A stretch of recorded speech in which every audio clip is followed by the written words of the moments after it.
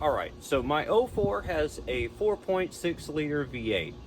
There's going to be a few things that you need for this job. One, you need to make sure your engine is cool before you start anything.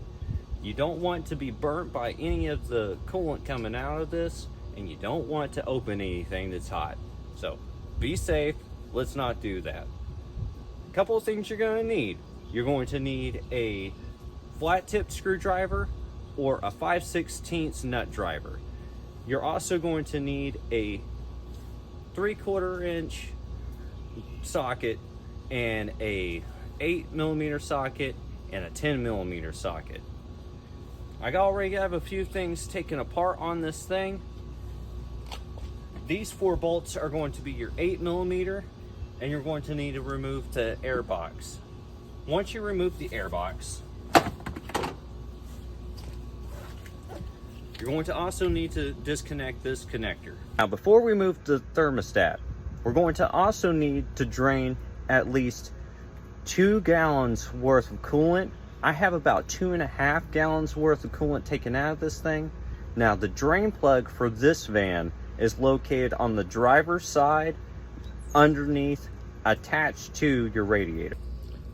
So after your air box is removed, you're also going to need a pair of channel locks or pliers. That way you can remove this hose right here from your thermostat. Next, you're going to need a 10mm socket, and you got 2 bolts on either side of this thermostat. So this is what the thermostat looks like. It's going to set straight down on the engine like that.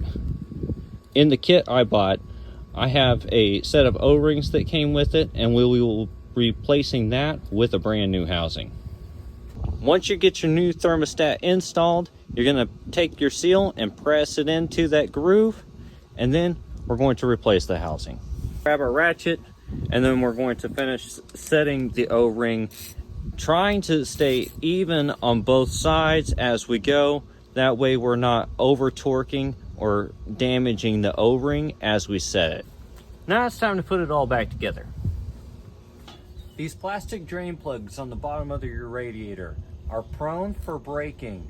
So make sure that you're just being snug and you're not getting it tight, because you can strip/break these things as you're tightening them back down. Now that we have everything back together, we've filled our reservoir with coolant.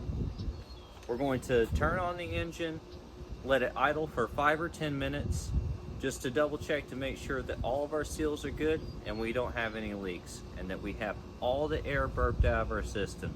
Thank you for following.